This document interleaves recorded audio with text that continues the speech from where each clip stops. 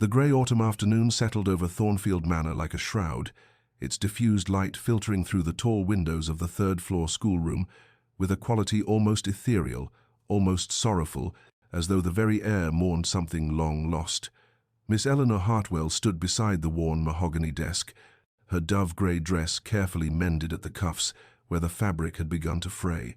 a perfect complement to the melancholic atmosphere that pervaded this ancient house. The scent of approaching rain mingled with the dusty perfume of old books, creating an olfactory landscape of faded gentility and quiet resignation. Before her sat Lady Catherine Ashford, a child of 8 years with solemn dark eyes that seemed far too grave for one so young, her small fingers tracing the words of a French primer with dutiful concentration. Eleanor watched the child with a tenderness she struggled to contain within the bounds of professional propriety,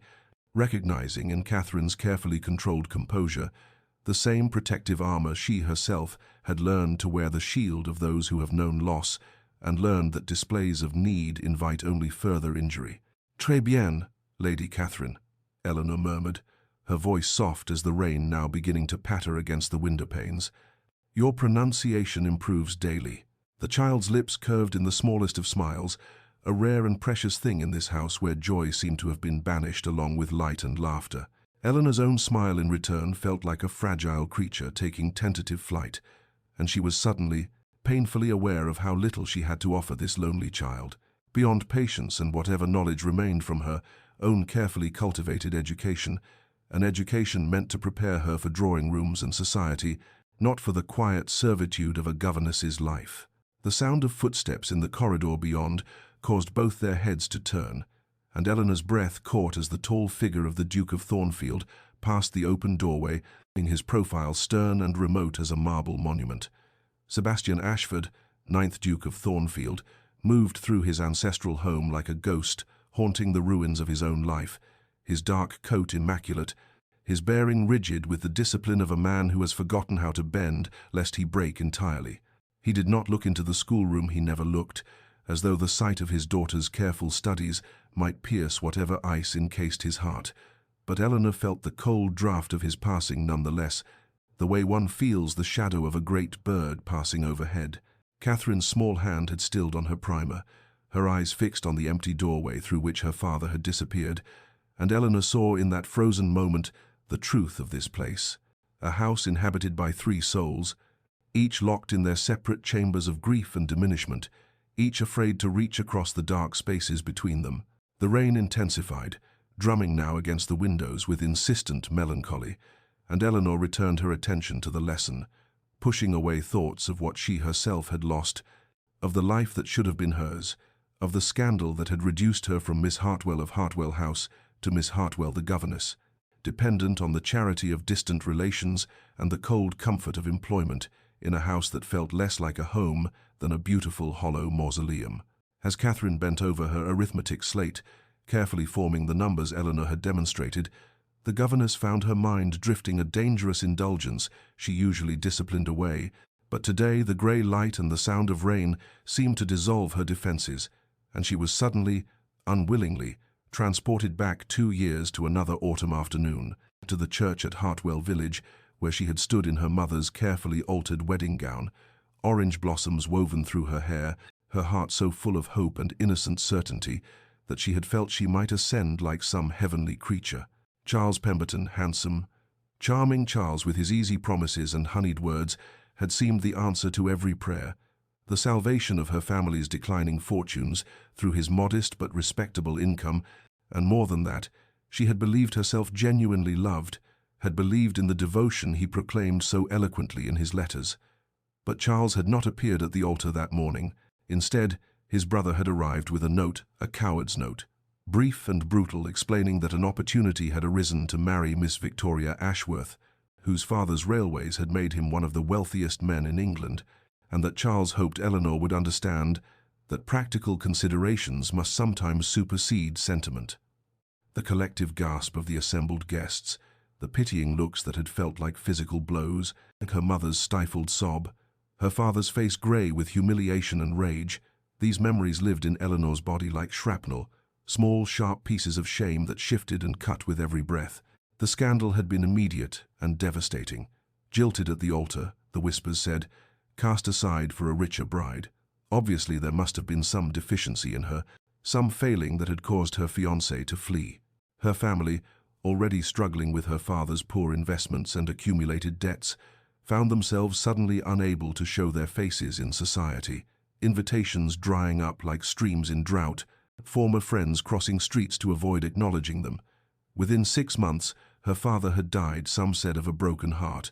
though the doctor called it apoplexy, and within a year, the creditors had taken Hartwell House, leaving Eleanor and her mother dependent on the grudging charity of distant cousins who made clear at every opportunity that they were burdens barely tolerated. Employment had been necessity, not choice, and even that had required her mother's cousin's intervention,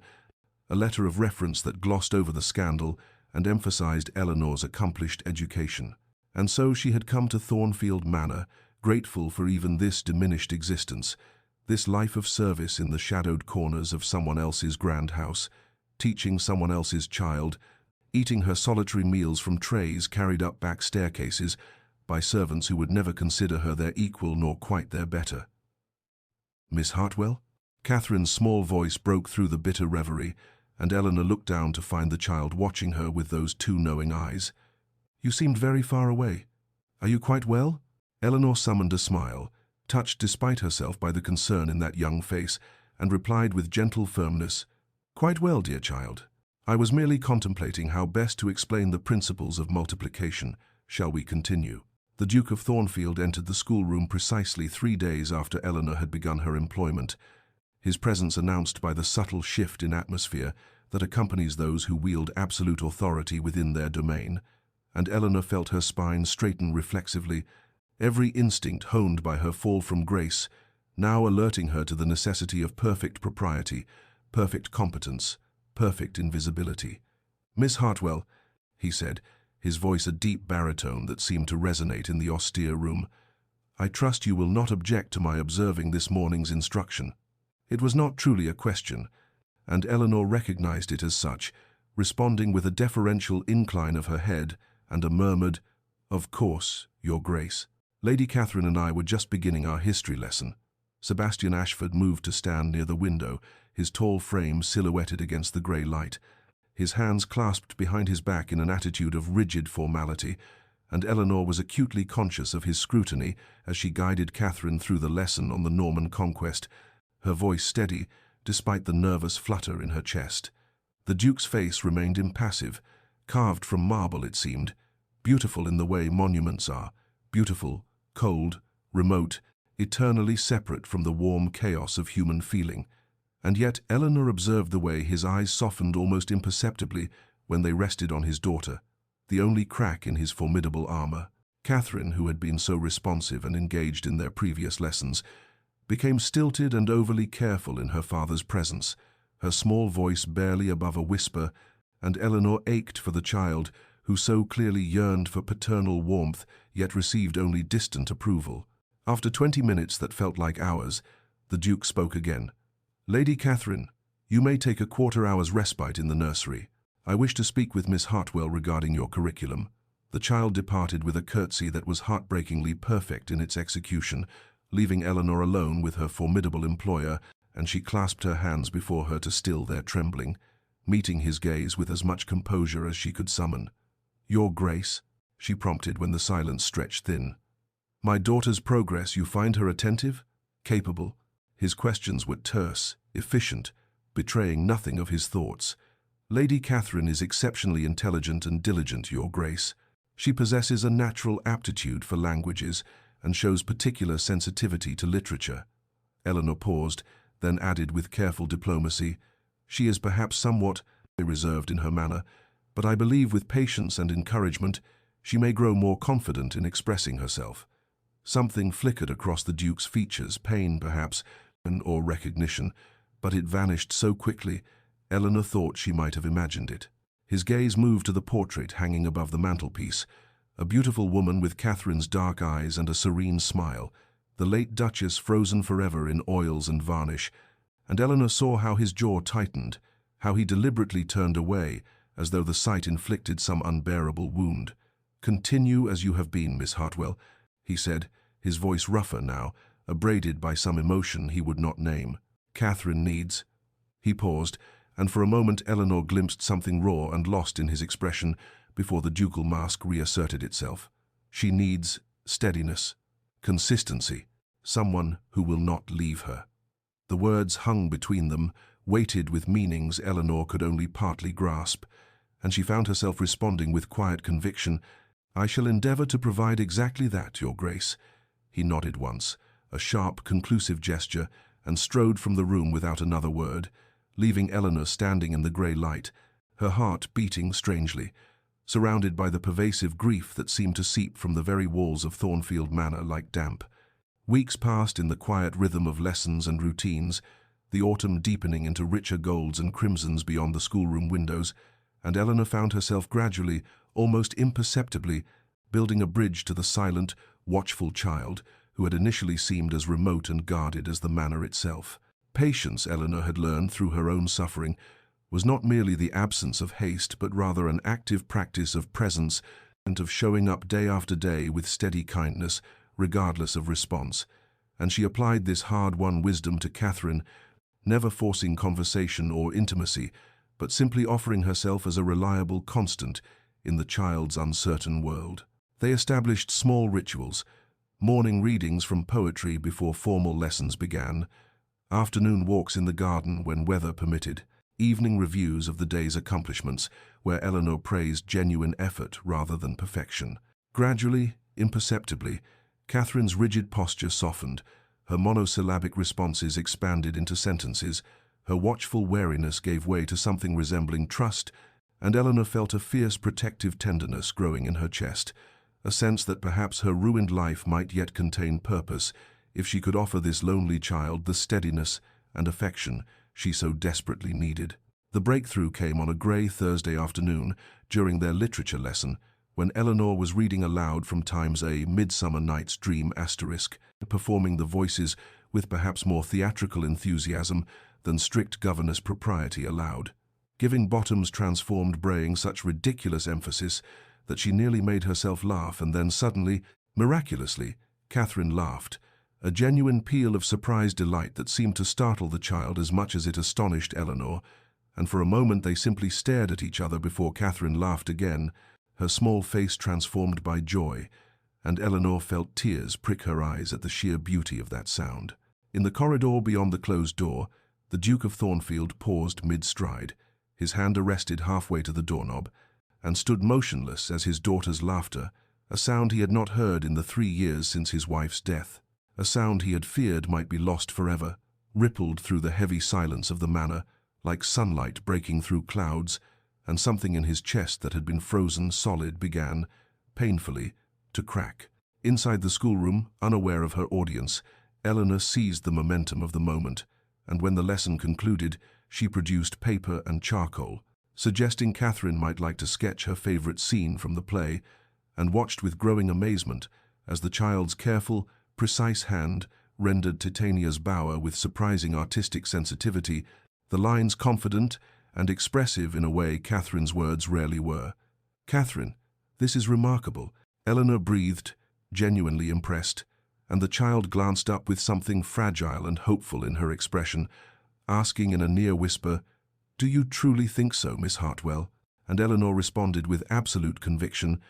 "I do, dear child. You have a gift, a way of seeing beauty and translating it onto paper. This is something precious, something to be nurtured and celebrated."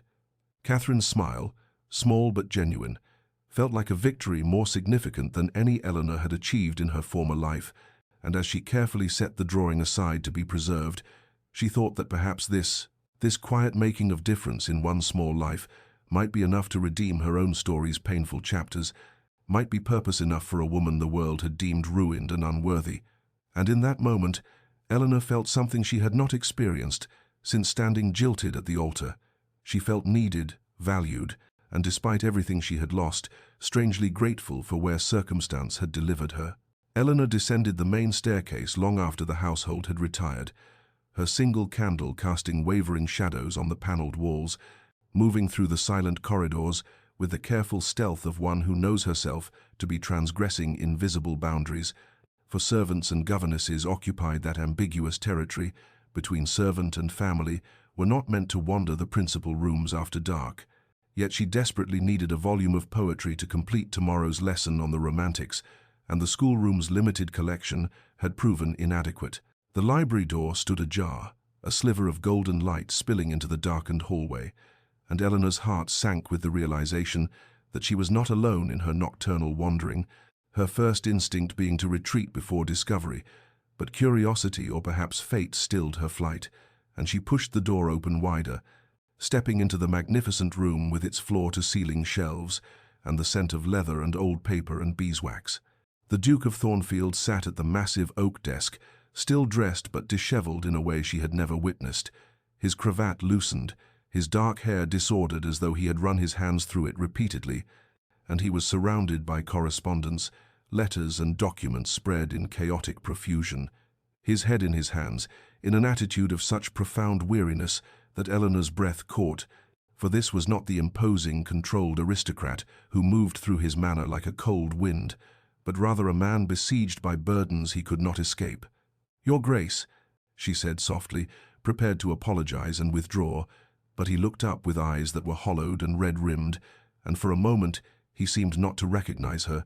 lost in whatever private torment the correspondence had conjured. "Miss Hartwell," he said at last, his voice rough and unguarded. "Forgive me. I did not expect, that is, I thought myself alone." Eleanor should have made her excuses and departed. Propriety demanded nothing less, yet something in his expression, a desperate loneliness that mirrored her own, compelled her to remain. "I came seeking a book for tomorrow's lesson," she explained, then added with careful gentleness, "but I can return another time if you prefer solitude." He gestured toward the shelves with a weary hand. "Take what you need. The books, at least, have no expectations, no demands they press upon one." There was such bitter exhaustion in his tone that Eleanor found herself moving closer, drawn by an instinct she could not name. "Your Grace, forgive my presumption, but you seem,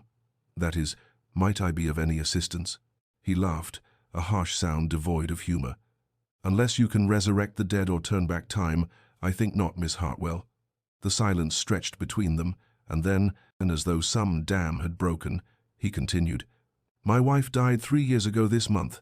Childbirth. The infant survived mere hours, and I have discovered that grief does not diminish with time so much as one simply becomes better at performing normalcy around it." Eleanor's throat tightened with recognition, with the understanding that comes from having oneself been intimate with loss. "I think," she said quietly, moving to stand before the desk, her candle illuminating her face in the dimness, "that we are never taught how to live with grief, only how to hide it. And perhaps that is the greater tragedy, that we must suffer in isolation rather than acknowledging that sorrow is simply love's other face." He looked at her then, truly looked, and something shifted in his expression, a recognition perhaps that she spoke not from platitude but from experience. "You have known loss," he said, "and it was not quite a question." "I have known the death of a life I expected to live," Eleanor replied, then added with quiet honesty, "which is not the same as losing a beloved person, but is perhaps a distant cousin to that particular grief." The Duke nodded slowly, and for several minutes they remained thus, two wounded souls regarding each other across the desk's paper-strewn surface, and Eleanor felt the strange intimacy of shared understanding, the recognition that beneath the vast gulf of social position, pain made equals of all. "I have forgotten how to live beyond duty," he said finally, his voice barely above a whisper. "I perform the role of father, of duke, of master of this estate, but I cannot remember what it feels like to simply be." Eleanor's heart ached for him, and she offered the only comfort she possessed. "Perhaps that is enough for now, Your Grace.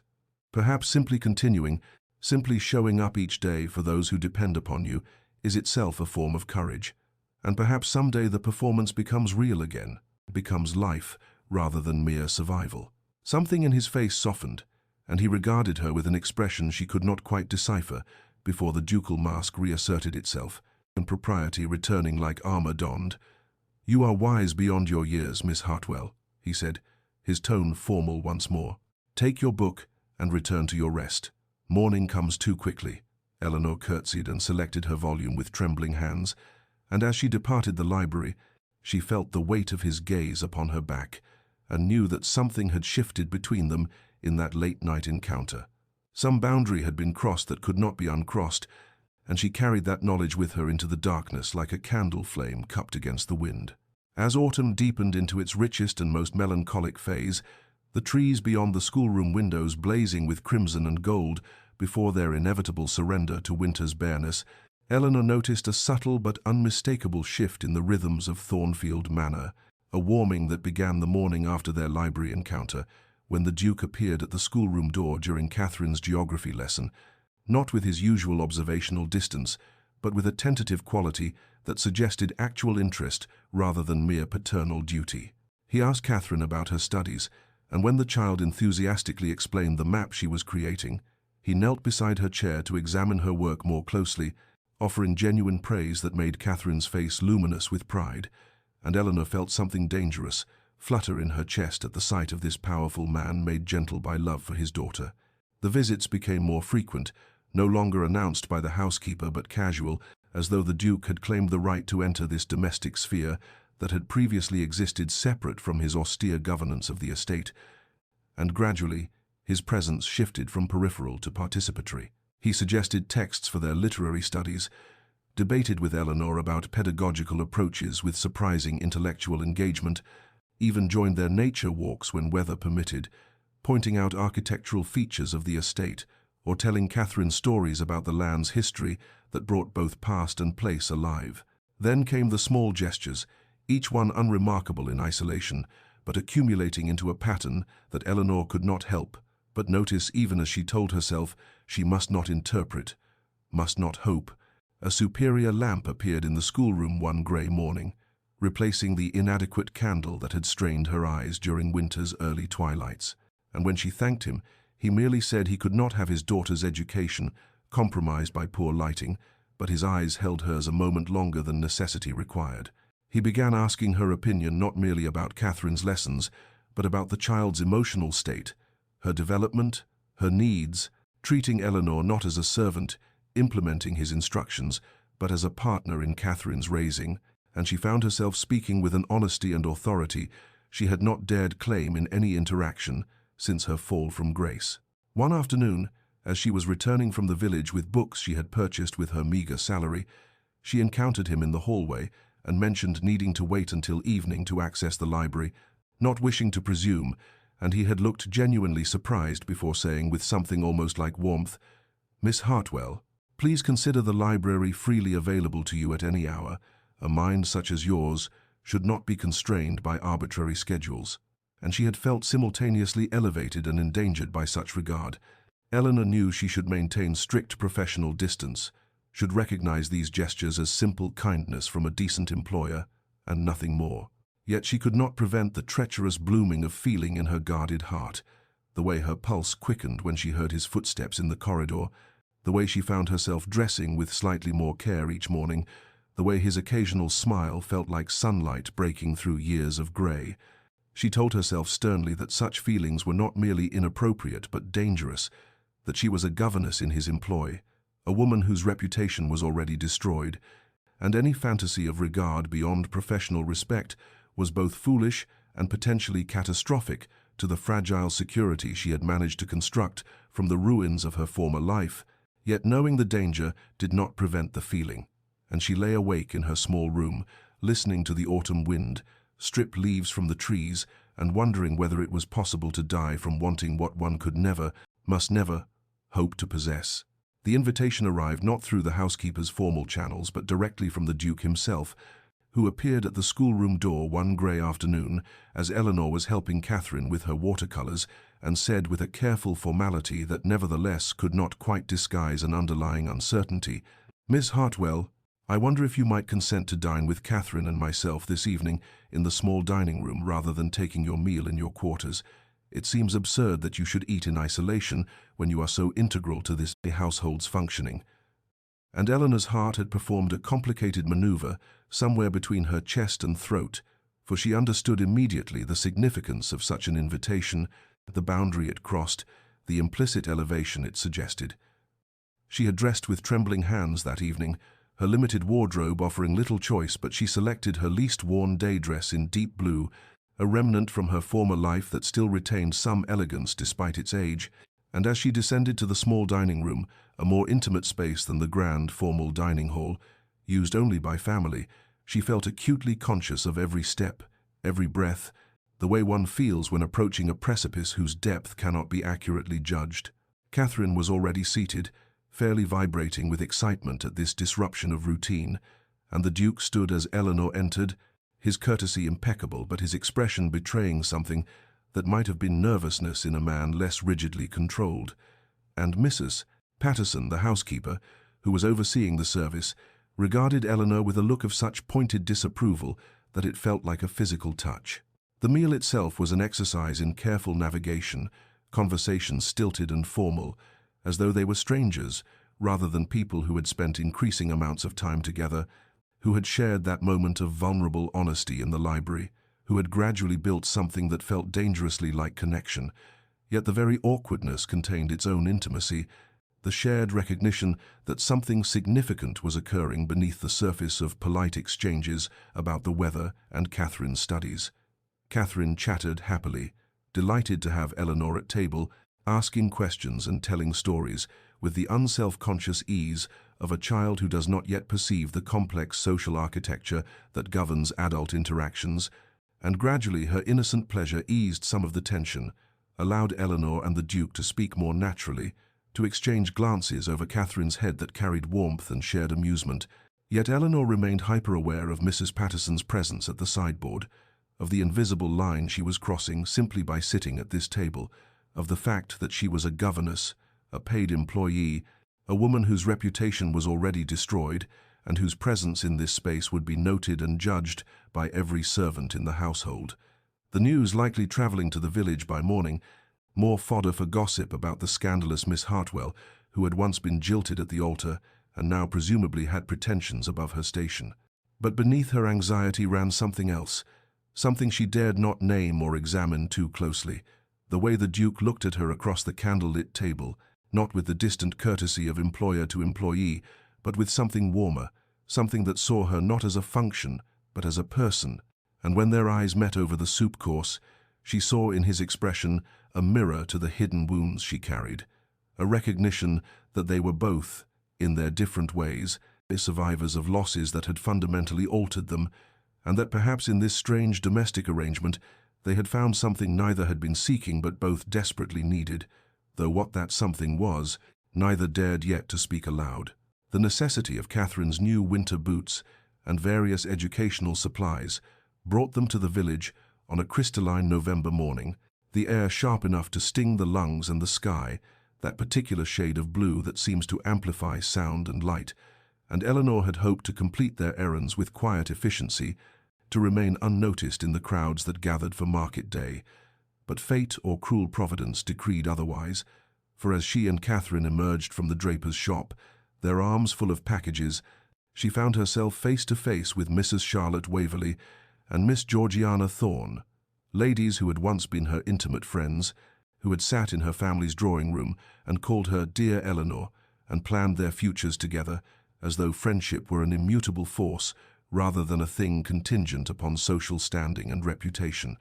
The recognition in their eyes was immediate and followed just as swiftly by something Eleanor had come to know too well in the 2 years since her ruination, that particular combination of embarrassment and disdain that allowed for intimates to justify their cruelty as righteous propriety, and Mrs. Waverley had actually turned her back, physically pivoting to examine a shop window with exaggerated interest, while Miss Thorne offered a smile of such cutting pity that it felt more violent than outright insult before they both moved away. Skirts deliberately pulled aside as though Eleanor's disgrace might transfer through proximity, and their voices carried back with crystalline clarity, meant to be heard. I cannot fathom what desperation led the Duke to employ such a woman in his household. One can only hope he guards his silver. Her sort cannot be trusted. Eleanor had stood frozen on the cobblestones, her face burning despite the cold, her chest constricted as though someone had pulled stays too tight, and she felt Catherine's small hand slip into hers, felt the child's confusion in the pressure of those fingers,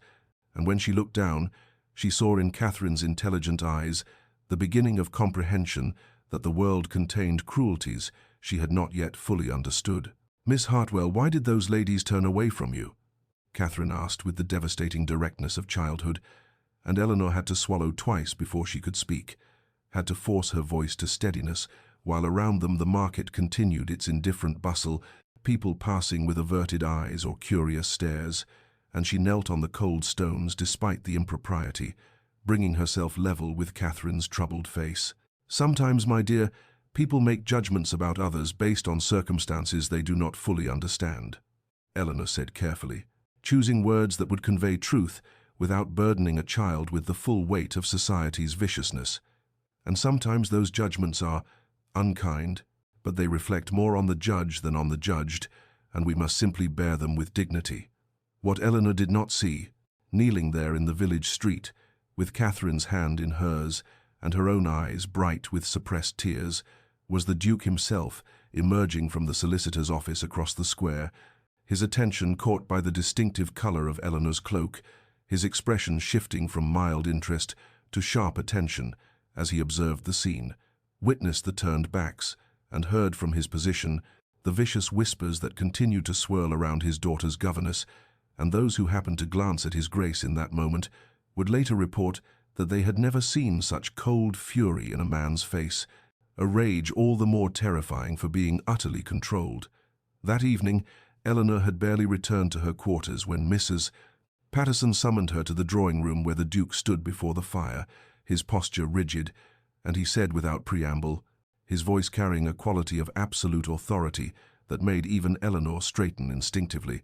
"Miss Hartwell, it has come to my attention that you were subjected to unconscionable treatment in the village today."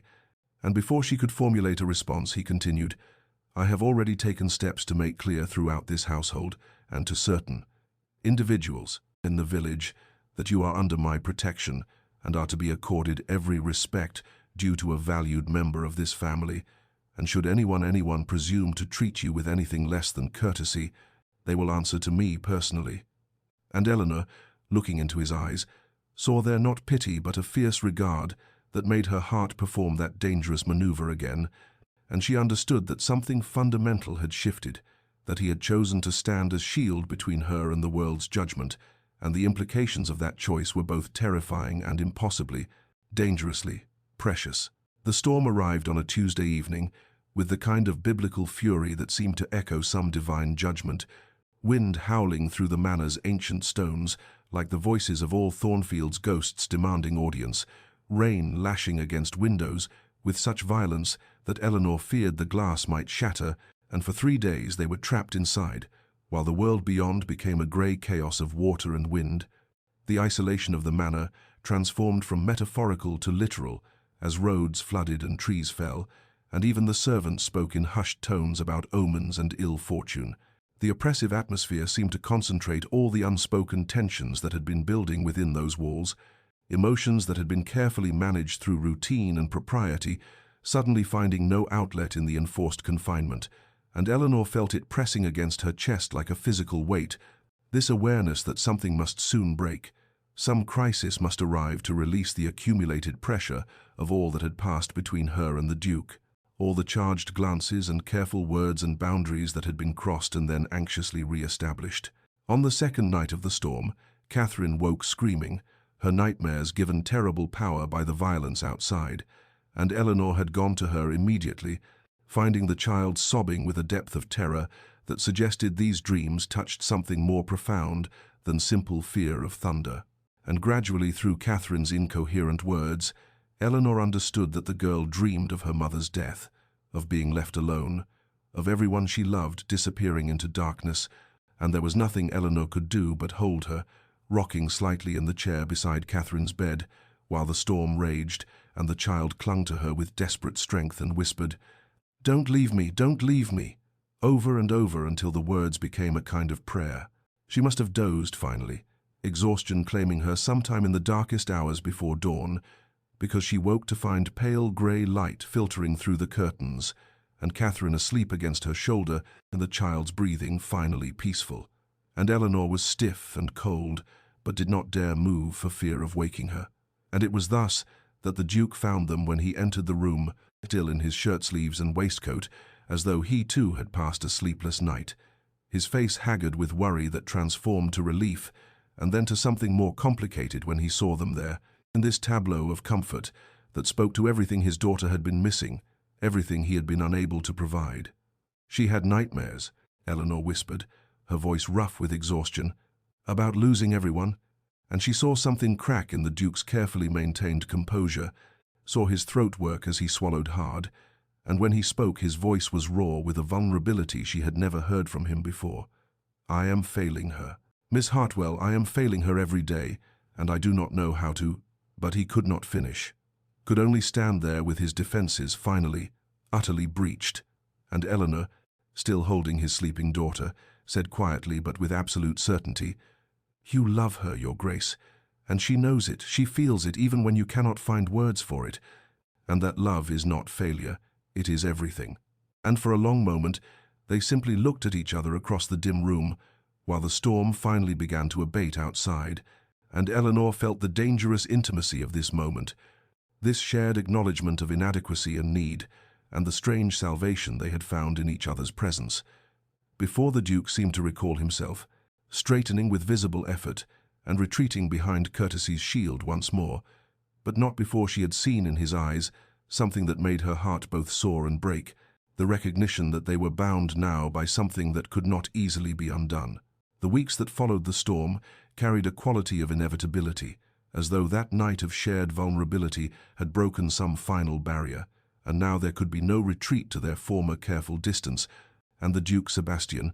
though Eleanor still could not bring herself to think of him by his Christian name, began dining with them each evening, as a matter of course rather than exception, the three of them forming something that resembled a family in all but name, and the conversations that unfolded across candlelit tables grew increasingly personal, moving beyond the safe territories of Catherine's education and household matters into the deeper waters of philosophy and literature and memory. Eleanor discovered that beneath his austere exterior lived a man of considerable wit, whose dry observations about society's absurdities could make her laugh in a way she had not laughed since before her ruin, and she saw too his formidable intelligence, the way he could discuss Plutarch or contemporary politics with equal facility, and more precious still, she witnessed the gradual emergence of his capacity for warmth, the way his eyes would soften when Catherine said something clever, the way his rare smiles transformed his entire countenance from forbidding to almost boyish. One evening in early December, with the first snow falling beyond the windows and the fire crackling in the drawing room where they had retreated after dinner, he had asked her directly about her broken engagement, and Eleanor had felt the familiar tightness in her chest, that instinctive retreat from the wound that had never fully healed. But something in his steady regard gave her courage, and she told him the whole sordid tale, how Thomas Waverley had courted her for 2 years, with every appearance of devoted affection, how the wedding had been planned down to the smallest detail, how she had stood in the church in her mother's altered wedding gown, while the minutes stretched into a quarter hour and then longer, and the whispers began among the assembled guests, and how finally his brother had arrived with a letter explaining that Thomas had eloped to Gretna Green with Miss Sarah Pembridge, whose father had recently inherited a considerable fortune. She described the aftermath with a voice that remained steady through sheer force of will, her father's financial collapse exacerbated by the wedding expenses already incurred, her mother's slow decline into invalidism brought on by shame, the way every door in society had closed to her as though she carried some contagion, and when she finished, she found that tears had traced silent paths down her cheeks, though she had not felt them fall, and she waited for the pity that she had come to dread, the well-meaning sympathy that always made her feel diminished. But Sebastian's response was not pity, it was fury, controlled but absolute, a rage on her behalf that made his voice tight when he said, "Their cruelty reveals their character, not yours, Eleanor," and it was the first time he had used her Christian name, the intimacy of it sending a shock through her system, and he continued, leaning forward with an intensity that held her captive, "That you have survived such betrayal with your kindness and dignity intact speaks to a strength of character that puts to shame every one of those who presume to judge you. And I—" But he stopped himself, seeming to realize he had ventured too far. Yet the unfinished sentence hung between them like a promise, and Eleanor felt something dangerous and precious unfurl in her chest, a hope she knew she should not permit but could no longer entirely suppress.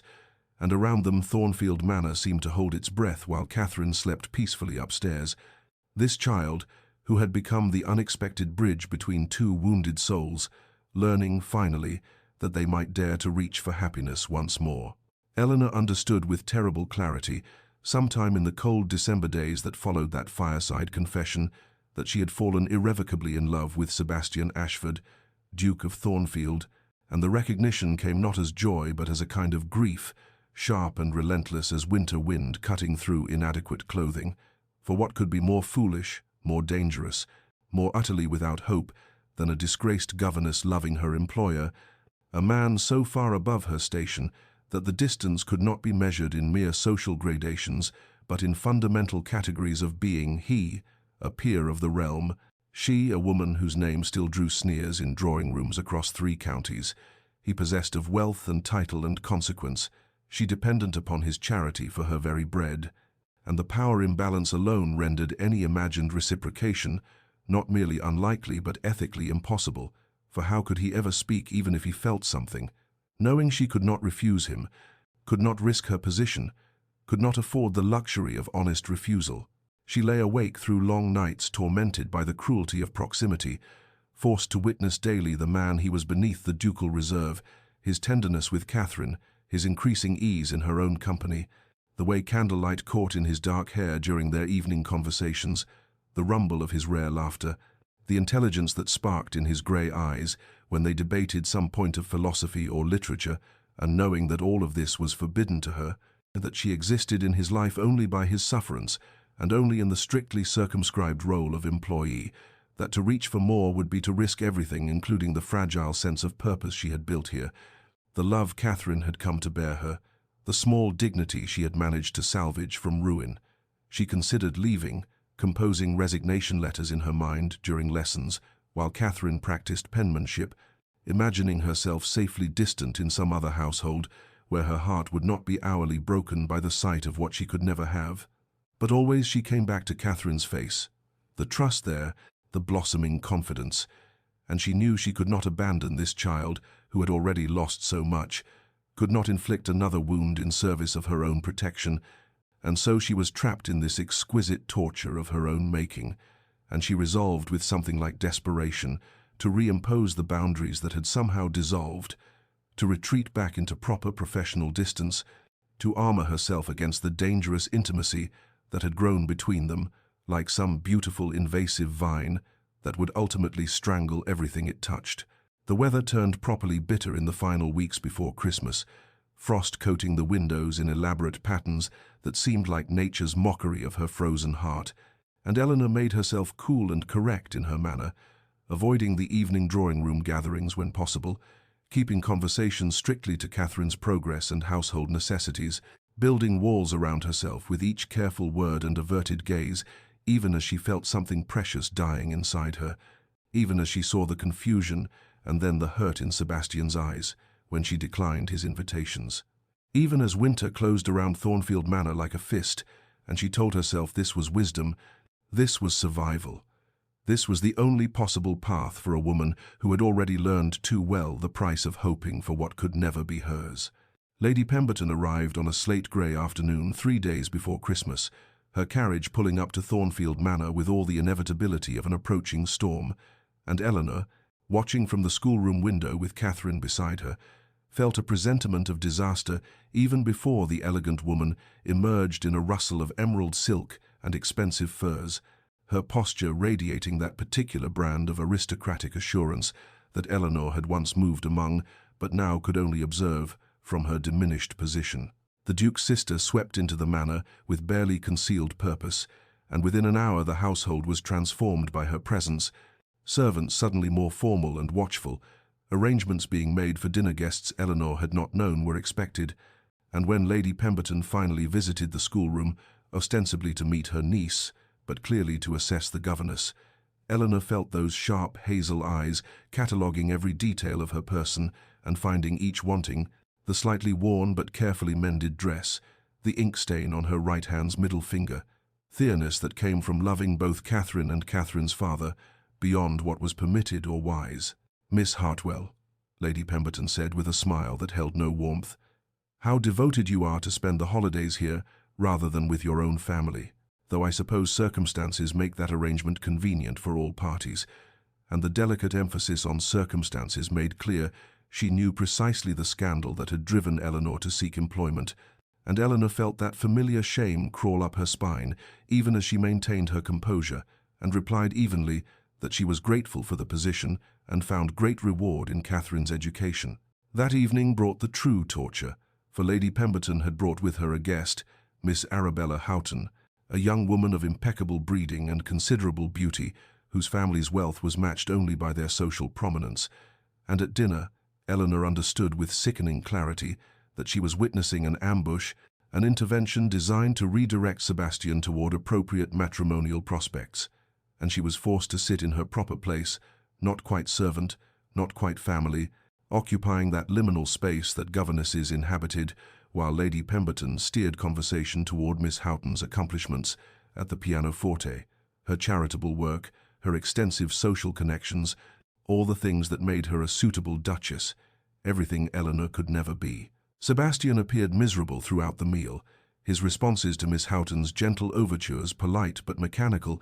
and twice his eyes found Eleanor's across the table with an expression that might have been apology or appeal. But Eleanor could not allow herself to interpret, could only force down each bite of food that tasted like ashes and smile appropriately when Catherine tried to include her in the conversation. And Lady Pemberton's pointed comments about appropriate boundaries and Catherine requiring a proper mother's guidance, not merely a governess's instruction, landed like blows even as they were delivered with saccharine sweetness, and Eleanor saw with perfect clarity the future that awaited her. Watching Sebastian marry this lovely, suitable woman, becoming irrelevant as a new duchess took her place, perhaps being dismissed entirely or perhaps retained out of pity, which would be worse, and when the dinner finally ended and she could escape to her quarters, she found she was shaking, not with tears, but with the terrible understanding that she had been foolish to hope even briefly that the careful distance she had reimposed might protect her heart, for it was already too late, already lost,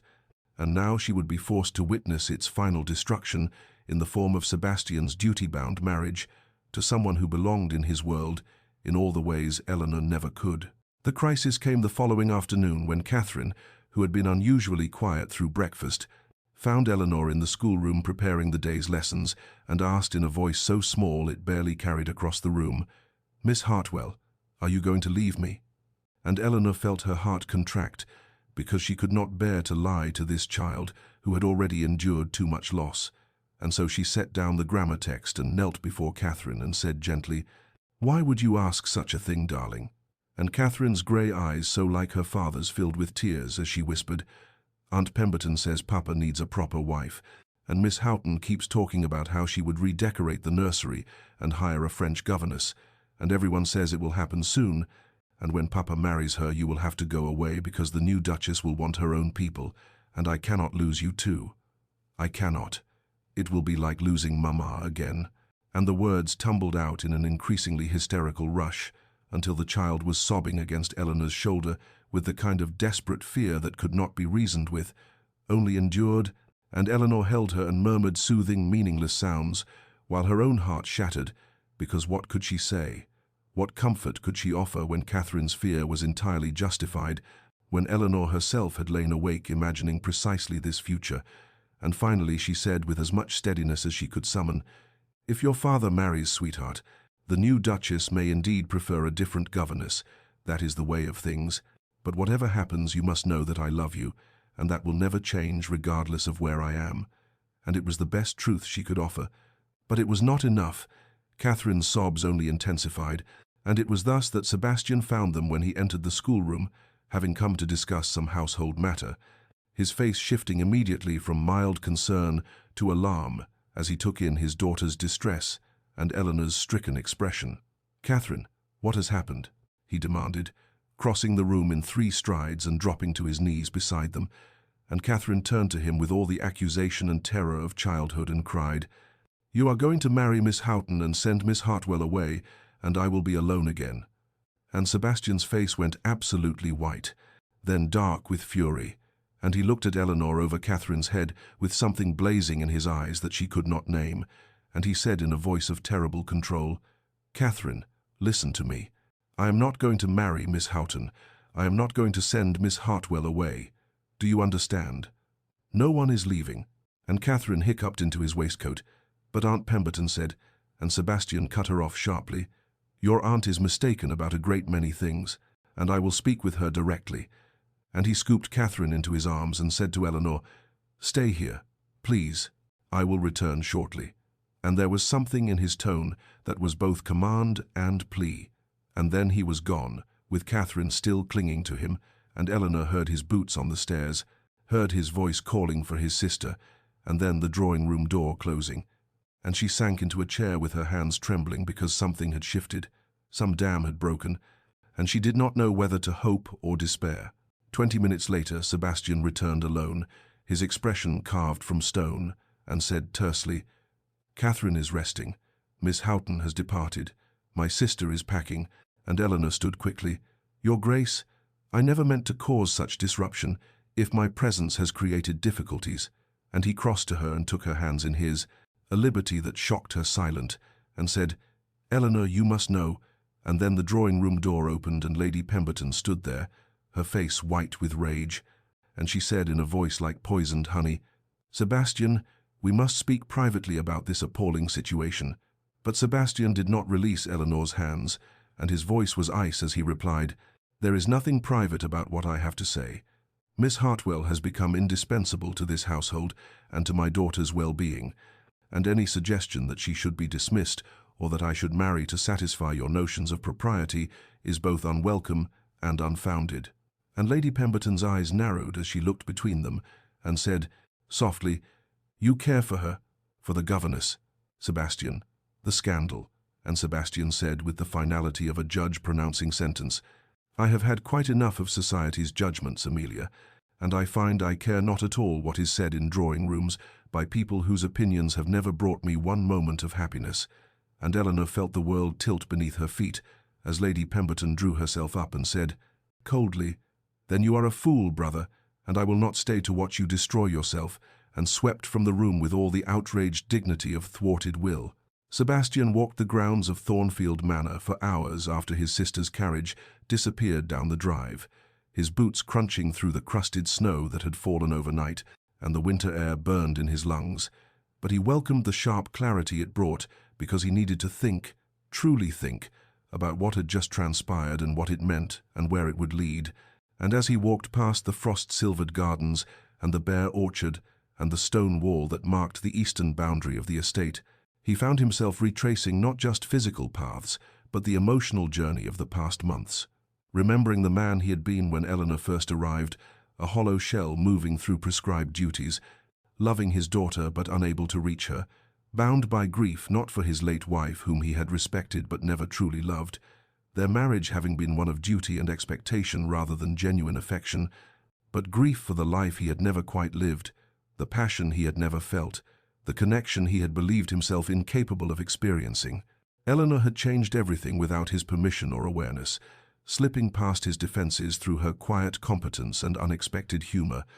through the way she listened as though his words mattered, through her patient devotion to Catherine that had nothing to do with obligation and everything to do with genuine care. And he had watched her transform his daughter from a silent ghost of a child into a laughing,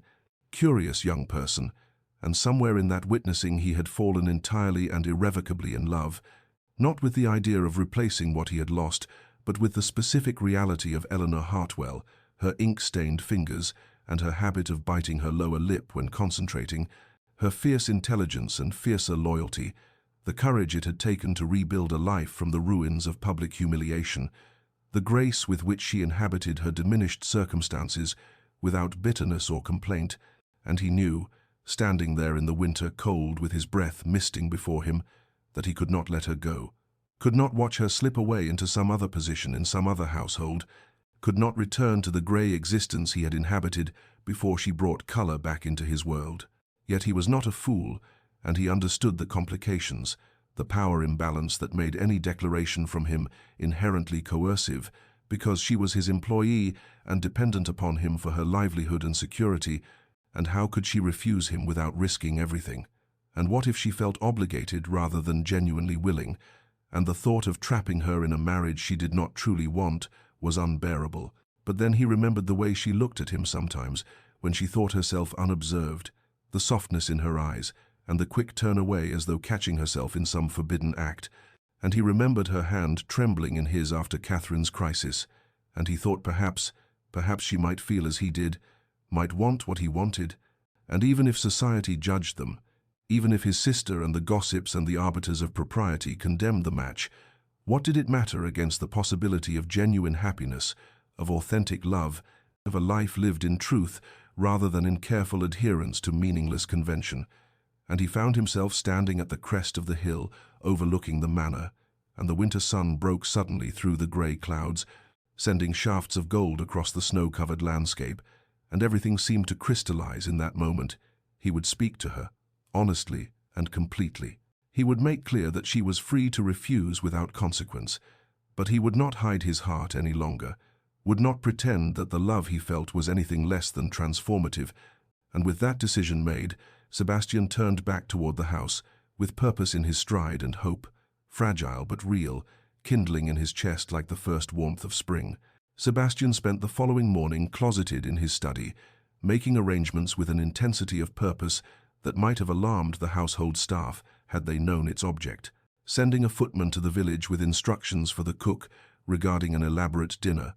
ordering wine brought up from the cellar, directing that the formal dining room be prepared with the best linens and the silver candelabra that had not been used since his wife's death. And when Mrs. Henderson, the housekeeper, inquired whether he was expecting important guests, he replied only that it was to be a private family dinner of some significance, and something in his expression prevented further questions, and by late afternoon the preparations were complete, and he went himself to the schoolroom where Eleanor was helping Catherine with watercolors, the winter light slanting through the tall windows and catching the copper in Eleanor's hair as she bent over the child's work, with that particular attention she brought to everything Catherine did. And when he cleared his throat, they both looked up, and he saw Eleanor's immediate wariness, the way her posture straightened defensively, and he gentled his voice as he said, "Catherine, Miss Hartwell, I would be honored if you would join me for dinner this evening in the formal dining room. I have arranged something of an occasion." And Catherine's face lit with instant delight as she cried, "Oh, Papa, truly? The formal dining room?" "Ah," and he smiled at his daughter and said, "Truly, darling, and I expect you in your best dress." And Catherine was already chattering about which ribbon she would wear, but Eleanor remained quiet, her dark eyes searching his face with an expression he could not quite read, hope and fear, and something almost like resignation, and he held her gaze for a moment, longer than strictly necessary, and said softly, "Please, Eleanor, it would mean a great deal to me." And she nodded once, a small, precise movement, and whispered, "Of course, Your Grace." And he had to stop himself from correcting her, from saying that he wanted his name from her lips, not his title, but that would come, he hoped, that would come. The dinner itself began at 8, and when Eleanor entered the dining room in a dress of deep blue silk that she must have saved from her former life, her hair dressed simply but elegantly, Sebastian felt his breath catch because she was beautiful, had always been beautiful, but now there was something luminous about her, a quality of barely suppressed emotion that made her radiant. And Catherine was already seated and practically vibrating with excitement, clearly privy to some secret that made her giddy. And Sebastian seated Eleanor himself, and their hands touched briefly, and he felt her tremble, and the meal proceeded with a strange, dreamlike quality, the candles casting golden light across the polished table, the food exquisite but largely untasted, and Sebastian found himself speaking of courage, of the necessity of living according to one's own truth, rather than according to the expectations of others,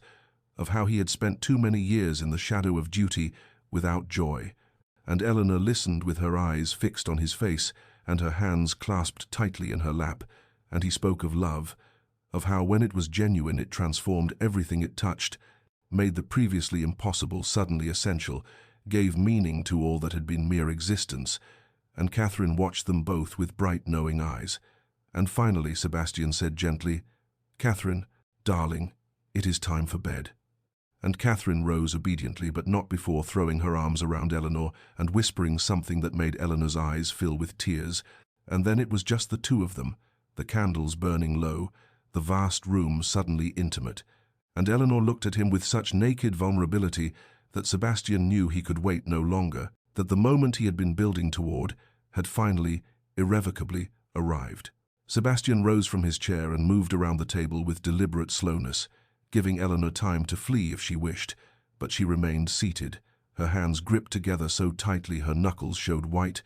and he took the chair beside hers rather than looming over her, wanting this to be a conversation between equals despite everything that made equality between them structurally impossible. And he began quietly, his voice rough with the weight of what he was about to reveal. "Eleanor, I must speak to you with complete honesty, and I beg you to listen to the end before you respond, because what I have to say will alter everything between us, and I need you to understand the fullness of it before you make any decision." And she turned to face him, her dark eyes wide and luminous in the candlelight, and he continued, "These past months you have transformed this house, you have transformed my daughter, and you have transformed me. Though I suspect you do not realize the extent of it, I was a dead man when you arrived, Eleanor, going through the prescribed motions of living without any true engagement with life itself. My marriage was one of duty and expectation, and while I respected my late wife, we were never truly companions of the heart. And after she died, I thought myself incapable of the kind of love I had read about in books, the kind that consumes and completes and makes everything else pale by comparison. And then you came with your quiet strength and your wounded dignity and your extraordinary capacity for love, and I watched you heal my daughter with patience and genuine care. And I listened to you speak of literature and philosophy with an intelligence that challenged and delighted me, and I saw the courage it took for you to rebuild a life from ruins that were not of your making, and somewhere in all of that watching and listening and seeing, I fell completely and irrevocably in love with you." He saw her inhale sharply, saw tears spill over her lashes, but he pressed on because he needed her to understand all of it. "I know the impossible position this puts you in. I know that you are my employee and dependent upon me for your security and livelihood, and I know that any proposal from me carries an inherent coercion, because how can you refuse without risking everything? And that knowledge has tormented me, Eleanor, because the last thing I want is to trap you or force you into something you do not genuinely desire, but I cannot continue as we are, pretending that what I feel is merely regard or respect or gratitude, when the truth is that I love you with an intensity that frightens me. I love your mind and your heart and your spirit. I love the way you bite your lip when you are thinking, and the way you listen as though every word matters. I love your fierce loyalty and your gentle strength, and I want, more than I have ever wanted anything, to spend the rest of my life loving you if you will permit it." And now he reached for her hands, still clasped in her lap, and covered them with his own, feeling how they trembled. "Miss Hartwell, Eleanor, I am asking you with full knowledge of the power imbalance between us, and with absolute assurance that you may refuse me without any consequence to your position here or your relationship with Catherine, but I am asking because I must, because a life without you in it fully and completely is no longer a life I wish to live. Will you consent to be my wife? Will you do me the extraordinary honor of allowing me to love you openly for all the world to see?" Eleanor stared at him through her tears, her mouth opening and closing without sound, and finally she whispered, "This cannot be real. You cannot mean this. I am a ruined woman, a governess. I have nothing to bring to such a union. Surely this is some terrible jest." And Sebastian tightened his grip on her hands and said with fierce intensity, "It is no jest. I have never been more serious about anything in my life, and you are not ruined, Eleanor. You are remarkable. The scandal that drove you here revealed the smallness of those who judged you, not any failing in yourself. And as for what you bring everything. You bring life and love and meaning. You bring the future I thought I had lost." And he watched as her walls crumbled, as belief slowly dawned in her eyes, and she whispered, "I love you. I have loved you for months, though I knew it was impossible and foolish and dangerous. I love you, Sebastian." And hearing his name from her lips unlocked something in his chest, and he pulled her gently into his arms and felt her sob against his shoulder, all the fear and hope and desperate longing pouring out, and when she finally raised her face to his, he asked once more, "Will you marry me, Eleanor?" And through her tears she smiled, radiant and transforming, and breathed, "Yes, yes, 1,000 times yes." And when he kissed her, it felt like resurrection, like spring after endless winter, like coming home to a place he had never known existed but had been searching for all his life. The engagement was announced in early March, when the first tentative signs of spring began to appear in the gardens of Thornfield Manor, crocuses pushing through the last remnants of snow with a determination that Eleanor found metaphorically appropriate. And the response from society was precisely as predictable as it was vicious. The same people who had ostracized Eleanor 2 years prior, now turning their judgment upon Sebastian with gleeful moral outrage. How could a duke of his standing marry a governess, a woman of ruined reputation, a nobody with nothing? And former friends, who had offered their tepid condolences after his first wife's death, now wrote letters dripping with concern for his judgment and his daughter's welfare, suggesting that grief had clearly addled his faculties, that he was making a catastrophic error that would destroy his family's good name. And Eleanor read these letters when Sebastian left them carelessly on his desk, not to hide them, but because they meant so little to him they were not worth the effort of concealment, and each cruel word landed on her heart like a stone, the old shame rising up to whisper that they were right, that she was ruining him, that her love was a selfish destruction of everything he had built. And one morning she found him in the library and said with careful control, "Sebastian, perhaps we should reconsider the damage to your reputation, to Catherine's prospects. I cannot bear to be the cause of your diminishment." And he looked up from his correspondence with such fierce intensity that she took a step backward, and he crossed to her in 3 strides and took her face between his hands and said, "Eleanor, listen to me. You are not ruining my reputation. You are giving me a life worth living. These people who judge us so harshly are the same ones who would have me spend the rest of my existence in cold duty, marrying some appropriate woman I do not love, raising Catherine in the same emotional wasteland I inhabited before you came,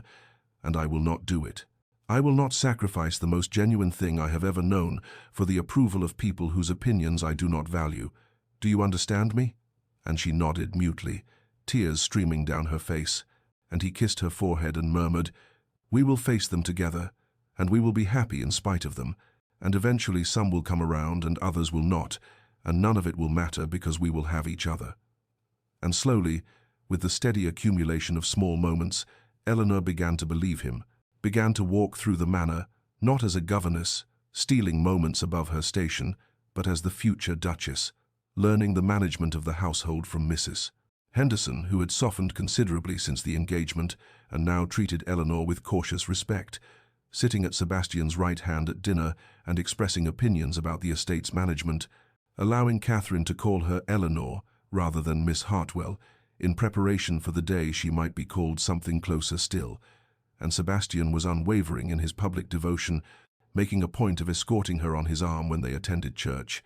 introducing her to visitors as his betrothed, with such evident pride that some of the more flexible members of society began to reconsider their censure, reasoning that if the Duke was so certain, then perhaps there was more to Miss Hartwell than the scandal suggested.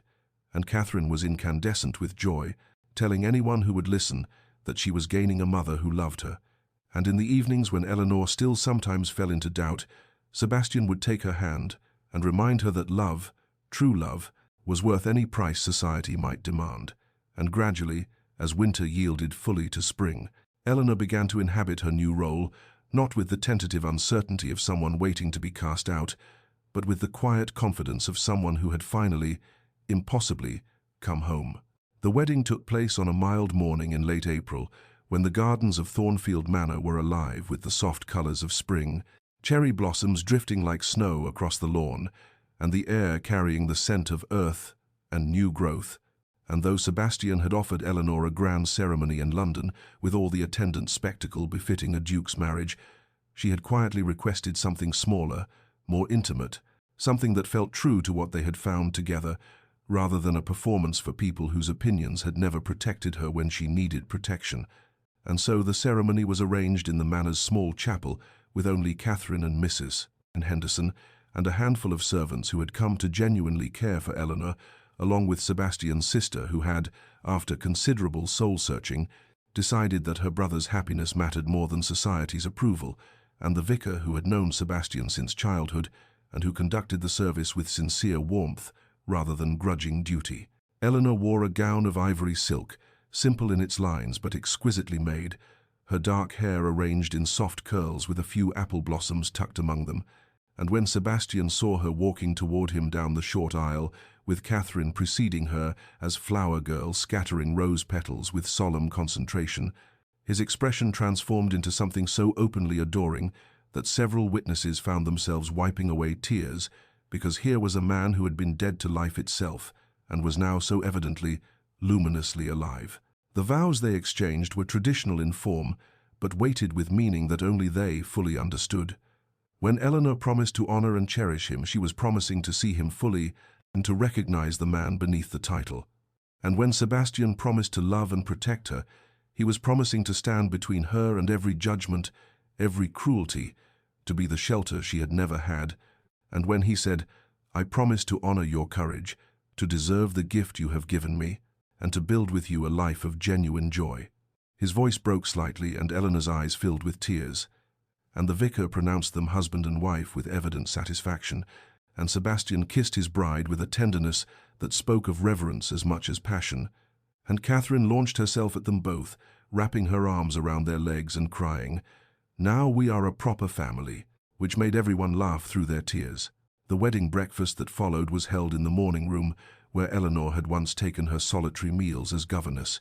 but now the space was transformed with flowers and sunlight, and a table laden with delicacies, and the conversation flowed easily, punctuated by laughter and shared stories, and Eleanor sat beside her husband, still adjusting to the strangeness and wonder of that word, and caught his eye, and saw reflected there the same profound gratitude she felt.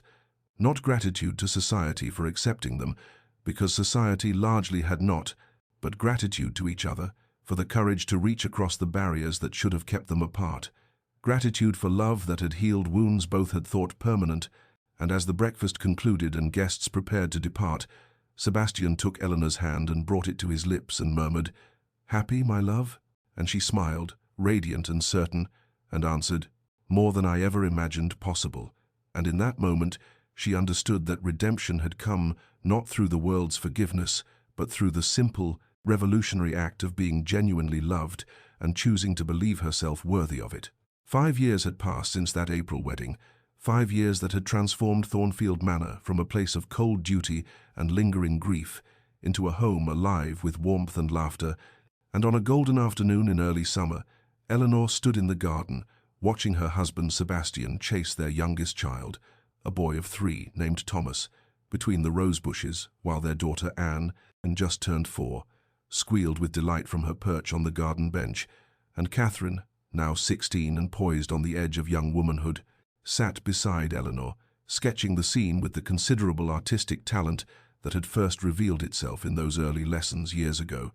and she looked up from her work and said, "Mamma, do you think Papa realizes he has leaves in his hair?" And Eleanor laughed, the sound coming easily, naturally, so different from the careful, measured responses of her governess days, and answered, "I suspect he does not care in the slightest." And indeed, Sebastian looked utterly unburdened by ducal dignity as he scooped Thomas into his arms and spun him around, the child's laughter ringing across the gardens like bells, and Eleanor felt the familiar swell of gratitude that still caught her by surprise, even after 5 years of marriage, gratitude for this impossible life that had grown from the ashes of her ruin, and she reached over to squeeze Catherine's hand, this girl who was not hers by blood, but was absolutely hers by love, who had chosen months ago to call her Mama rather than Eleanor, and who signed her letters home from the brief visits to friends as "Your devoted daughter, Catherine," and the girl squeezed back, sharing a smile of perfect understanding before returning to her sketch. The manor itself bore evidence of transformation in every room, the heavy drapes that had blocked light replaced with shears that let the sun stream through, fresh flowers in every hallway, the sound of children's footsteps and voices where once there had been only oppressive silence, and Eleanor had slowly made her mark not just as Duchess, but as a woman determined to use her position for something meaningful, and 2 years ago, She had established a small school on the estate grounds for girls of reduced circumstances, daughters of gentlewomen who had fallen on hard times, offering them education and skills so they might support themselves with dignity, rather than face the limited, desperate options Eleanor herself had known, and Sebastian had supported the project without hesitation, had in fact told visitors with evident pride that his wife had taught him that love and opportunity were not finite resources to be hoarded, but infinite gifts that grew in the giving. She had overheard him just that morning speaking with the vicar, who had come to discuss parish business. And the vicar had remarked on the change in Thornfield, how the entire atmosphere had shifted, and Sebastian had said, "My wife has taught me that a heart can expand infinitely if one has the courage to let it. I thought I had no more room for love after losing my first wife, but Eleanor showed me that love does not replace love, it multiplies it, and I am wealthier now in every way that matters than I have ever been." And Eleanor, passing in the corridor, had paused unseen, tears pricking her eyes as they still did when confronted with evidence of this extraordinary gift she had been given. And now Sebastian approached, carrying a giggling Thomas, Anne toddling beside them, and he met Eleanor's gaze with that look of absolute devotion that never failed to make her breath catch. And he said, "Your family requires your attention, your grace. There is a dispute about whether we should have strawberry tarts or lemon cakes with tea." And Eleanor rose, accepting Thomas into her arms, and feeling his small warm weight settle against her, and answered, "I believe this requires a family council." And together they walked toward the house, Catherine gathering her sketching materials to follow, and Eleanor thought as she had thought countless times before that this life, this impossible, beautiful life, was so far beyond what she had imagined. That grey autumn afternoon, when she had first arrived at Thornfield, believing her story was effectively over, and she understood now that endings were sometimes simply beginnings in disguise, waiting for courage and love to reveal them as such.